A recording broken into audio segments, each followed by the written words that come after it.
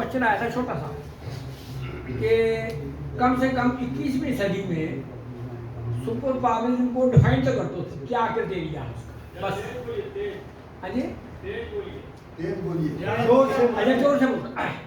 एक छोटा सा सवाल आया था कि सुपर पावरिज्म 21वीं सेंचुरीज में उसकी क्या खास, क्या कोई विशेषता है जिसके लिए डिस्कस कर रहे हैं हम। सुपर पावरिज्म तो बना था 45 में। ये रेफरेंस क्यों आ गया कि 21st सेंचुरी में क्या पोजीशन है, यही सवाल एक आया था, मैंने महसूस किया। तो उसके लिए मैंने कुछ पॉइंट आपके सामने रखता हूँ, टूटे फूटे पॉइंट है, आगे पीछे हो सकते हैं। कि महाशक्तिवाद 2001 के बाद ही गिनता हूँ मैं, समझो आप, उसी के बाद रेफरेंस आ जाएंगे, वियतनाम वगैरह सब थोड़ा सा रेफरेंस आता है किसी और एंगल से। पहली बात तो ये है कि सुपर पावरिज्म को डिफीट दी है तालिबान ने, जहां दोहा का एग्रीमेंट हुआ, और अमेरिका सुपर पावरिज्म उनके साथ बात करके, जिनको वो कहता है ये ग्लोबल टेररिस्ट हैं, सिग्नेचर करके चला गया। 21वीं सदी के बाद सर 21st सेंचुरी 2001 में उसने अटैक किया था, 19 में ये एग्रीमेंट करके गया। दूसरा कि इराक ने चैलेंज किया था डॉलर की डोमिनेशन को 2003 में। 4 कंट्री थे, 5, इराक, ईरान, वेनेजुला और एक था साउथ अफ्रीका, कि हम अपना पेट्रोल का ट्रेड यूरो में करेंगे, डॉलर में। और इराक को यूएनओ से परमिशन मिल गई। बात तो जहां पर है, जब डॉलर की डोमिनेशन को इराक ने 2003 में चैलेंज किया, तो क्या फ्रेम बनाया क्या नहीं है, जब किसी को नरेटिव बना देते हैं कि इसके पास ये है वो है, और यूके की मिलिट्री ने, इंटेलिजेंस ने क्या झूठ बोला, कैसे टोनी ब्लेयर को माफीनामा मांगना पड़ा कि हाँ मैंने इंटेलिजेंस की रिपोर्ट को गलत पेश किया है। वो क्वेश्चन सिर्फ यह है कि अटैक हुआ और डॉलर के चैलेंज आने को। तीसरी बात कि रशिया भी वेटो पावर रही है और वार्सा का लीडर रहा है वो ठीक है, उनका इंटरनल कॉन्स्टिट्यूशन यूएसएसआर कैसा था कि हर कंट्री को राइट था, तो जब कंट्री चाहे लागू हो सकते हैं। मगर यूक्रेन की लॉन्ग रेसिस्टेंस देख लो आप, कहाँ वो न्यूक्लियर पावर और यूक्रेन की रेसिस्टेंस 2-2.5 साल हो गया।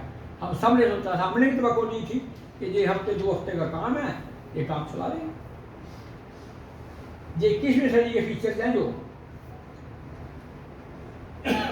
अब ईरान ने जो इजराइल और अमेरिका के खिलाफ अपना रेसिस्टेंस दिखाई है, वो भी 21st सेंचुरी की रिजल्ट है कि सुपर पावरिज्म को, जहां वो आदमी को उठा लेता था, सरकारें बदल देता था, आज 21st सेंचुरी में सुपर पावर की पोजीशन ये एविडेंस है, सिग्नल है सर, सिग्नल कि आ रहे हैं, कि सिग्नल कहां ले जा रहे हैं।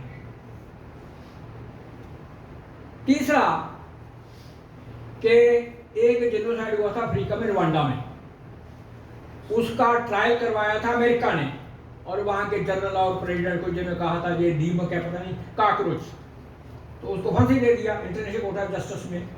21वीं सदी में छोटा सा कंट्री साउथ अफ्रीका, भारत नहीं, चाइना नहीं, रशिया नहीं, यूरोप का कोई कंट्री नहीं, वो इजराइल को गाजा के पीपल फिलिस्तीनियों की जिनोसाइड के खिलाफ इंटरनेशनल कोर्ट ऑफ जस्टिस में ले गए। साउथ अफ्रीका का इनिशिएटिव है, साउथ अफ्रीका का इनिशिएटिव, और उसकी सपोर्ट में बहुत सारे कंट्री आ गए, हम भी तुम्हारी सपोर्ट में, हम तुम्हारी सपोर्ट में। मगर भारत में वो जो विश्व की शांति चाहते हैं ना, बुद्धा स्माइलिंग, ये चुप। साउथ अफ्रीका हालांकि ब्रिक्स का फाउंडर मेंबर है, इंडिया भी फाउंडर मेंबर है, मगर ये जिनोसाइड की सपोर्ट में रहे, उसके खिलाफ साउथ अफ्रीका के साथ खड़े नहीं हुए।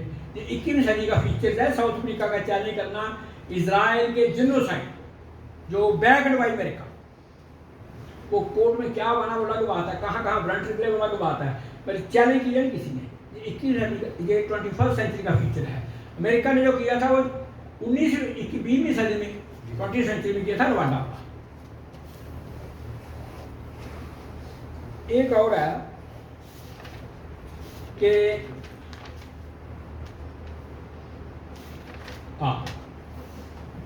कारपोरेट का ही पीएम है, स्पेनिश प्रधानमंत्री, यूरोपियन यूनियन का मेंबर है, और उसने क्या नहीं किया है कि जो हमने मतलब कारपोरेट सिस्टम ने इंटरनेशनल लॉ बनाए थे, अपने कारपोरेट की इंटरनेशनल वैल्यूज बनाई थी, उसको ही इजराइल और अमेरिका तोड़ रहे हैं।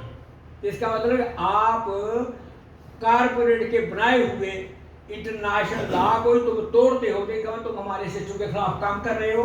ये स्पेन के प्रधानमंत्री ने किया। इसका मतलब ये 21st है कारपोरेट स्पोर्ट में, मगर सुपर पावर के खिलाफ चैलेंज, सुपर पावर के खिलाफ। तीसरा एक नई फिनोमेना और है, वो है new techno feudal arts. New techno feudal as a feudal art हुआ करता है कि वो जगीरदार बना आए, ये काम करो वो करो। तो टेक्नोलॉजी में जो फ्यूडल आर्ट आ गए हैं, जिसमें मीडिया वाले हैं बड़े बड़े, वो गूगल वगैरह जे और एआई वाले, ये सब टेक्नो फ्यूडल आर्ट। और इनके अंदर खास विशेषता ये है कि दुनिया के पीपल के सामने जवाबदेही है ही नहीं, दुनिया की किसी सरकार के सामने इनकी जवाबदेही नहीं, स्वयं अमेरिकन कांग्रेस के। ये जो नया फिनोमेना पैदा हुआ है टेक्नो फ्यूडल आर्ट का, अब उसके कुछ सिम्टम बताते हैं कैसे कैसे चैलेंज हो रहे हैं। उनके अंदर ही है कि ऑस्ट्रेलिया की पार्लियामेंट ने कानून बनाया, पूछा मोबाइल कंपनी दिया 4 साल का बकरिया कि तुम मोबाइल सेट वैसे बनाओ जो चिल्ड्रन फ्रेंडली हो, हमें ऐसे मोबाइल कोई नहीं चाहिए जो बच्चों को प्रोन वगैरह दूसरी फिल्में बताए और ये करे। बिल्कुल ये तुम्हारा काम है। 2 साल डीन साइड 2 साल दिए हैं उसने, 3 साल ले लेंगे, 4 साल लेंगे, मगर ऑस्ट्रेलिया का ये स्टैंड है। एक डेनमार्क ने अपनी 8th क्लास तक एआई का यूज बंद कर दिया कि बच्चे की क्रिएटिविटी जीरो होती है। रेडीमेड बच्चे को स्कूल में फीडिंग हो जाती है, बच्चे का ब्रेन ही काम नहीं करता। ये डेनमार्क। नॉर्वे ने कुछ लाभ बनाए हैं अपने प्लास्टिक रेगुलेट करने के, जैसे हम है ना कि कचरा फड़ाए कोको कोला, पानी बर्बाद करे कोको कोला, और कचरा फैलाए पेप्सी कोला, और भारत सरकार खर्च करके चलाए स्वच्छ भारत अभियान। यही है ना कि public money in the service of corporate companies जो कचरा पैदा करती है, कि जनता का पैसा जनता के सिर पर कचरा फेंकने वाली कंपनियों के सफाई के लिए अभियान। उन्होंने क्या बनाया है कि कंपनी का कचरा कंपनी को वापस लेना पड़ेगा, उन्हें अलग वोट उसमें चल जाता है। कंपनी का कचरा कंपनी को ही निर्धारित करना पड़ेगा, जिसका कचरा मिल गया उसके लिए उन्होंने पहले ही कुछ एडवांस पैसे जमा करवाए होते हैं कि जितनी बोतल निकालते हो इतने पैसे जमा करवाओ, अगर तुम इतनी बॉटल पीछे रिसाइकलिंग करवाते हो या वापस करते हो तो पैसे आपको वापस करेंगे, जितने नहीं आएंगे वापस वो जमा। कहने का मतलब यह है कि ला है, एक नए कंट्री छोटे छोटे कानून बना रहे हैं। और सबसे जो हंसी वाली जहां हमारी सोशियोलॉजी टच करती है लास्ट में, सोशियोलॉजी वाली कि चिल्ली के प्रधानमंत्री आए थे किसान लीडर, एक आज शायद जाने वाले हैं अगले साल, शायद इलेक्शन होने वाली। तो किसान लीडर था वो 34-35 साल का, उसने 3 स्लोगन दिए थे कि पानी का पीने का चिल्ली में फंडामेंटल राइट होगा, एक पानी की बिक्री बंद होगी, नेचर को लिविंग राइट दिए जाएंगे, और वहाँ सबसे ज़्यादा प्रोडक्शन होती है इसकी, ये जो जिसकी बैटरी बनती है मोबाइल में, लिथियम में, तो वो अमेरिकन कंपनीज है, उनको नेशनलाइज। ये 3 स्लोगन पर क्राइम चढ़ के स्लोगन पर वो प्रेसिडेंट आ गया। प्रेसिडेंट आ गया। अब संविधान तो पुराना है, वो जनरल पनोशे था जो उसका बनाया हुआ। जनरल पनोशे के संविधान पर चलते चलते अब ये कैसे करे? तो सबसे हंसी वाली बात जहाँ अपनी बात आती है कि उसने एक नया संविधान बनवाया, तो वहाँ रेफरेंडम की क्लाज है, तो वहाँ लोगों को लिए 2 संविधान के ये नया है तो उसमें वोटिंग करवा। हुआ ये कि 32 के 34% मिले हैं नए संविधान के हक में और 68 के 66% चले गए हैं पुराने संविधान के। अब बताओ, जिस पर हमने वोटिंग की, हम चिल्ली के मान रहे हैं हमने अपने को कि हम चिल्ली के रहने वाले हैं, जिस पर हमने वोटिंग की कि पानी का हमें अधिकार होगा कि फ्री मिलेगा, हमें खरीदना नहीं पड़ेगा, नेचर का लिविंग राइट होगा, और ये जो लिथियम कंपनियां ले जा रही हैं फिर हमको बेचनी है, इसको हम राष्ट्रीयकरण करें, लोगों की इनकम बढ़ाएंगे, इस पर एजेंडे पर चढ़ के हमने वोट दिए और उस प्रेसिडेंट को जुतवा दिया। जब वो ढांचा बदलने की बारी आई, नया संविधान, तो 32 के 34% उसकी फेवर में नए संविधान में, बाकी पुराने के संविधान में यही ठीक है। अब तेरा करे क्या? हाथ बज गए हैं, पाँव बज गए हैं, अगले साल इलेक्शन अब चला जाएगा।